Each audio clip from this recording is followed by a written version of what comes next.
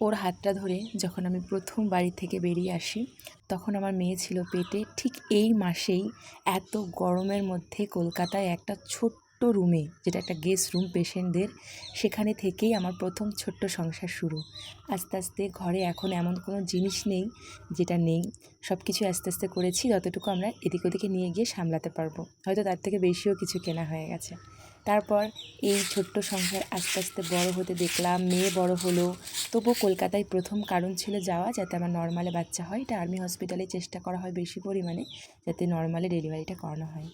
আমার মেয়ে যখন ছোট ছিল ভাবতাম মেয়ে বড় হলে আস্তে আস্তে আমি কাজ করব। তো মেয়েও আস্তে আস্তে দেখতে দেখতে বড় হচ্ছে, সাথে সাথে সংসারটা সামলাচ্ছি, হাতে নিজের যে কাজগুলো শিখেছি সেটা করছি।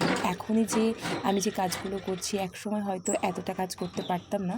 তখন শ্বশুরবাড়ি থাকতাম, কখনো বাবার বাড়ি থাকতাম, তখন টুকটাক একটু ভুরু তোলা বা যেটুকু কাজ করতাম। আস্তে আস্তে সেই কাজটাকে ধরে রেখেছিলাম বলে এখন যত দিন যাচ্ছে এগিয়ে যাচ্ছি, আরও নতুন নতুন কাজ শিখছি সেসব কাজ করে। তো একটা কথাই বলবো, যখন কেউ কোনো কাজ শিখছো তোমরা, যে একটা 20 টাকা 30 টাকা 40 টাকা ভুরু তুলে কী করবো সারা জীবন, এটা কখনো মনে করবে না। কাজ শেখো, করো, একসময় তুমি দেখবে পরিস্থিতি তোমাকে সবটা শিখিয়ে নেবে। তুমি শুধু নিজের উপর ভরসা রাখো আর শুরু করো।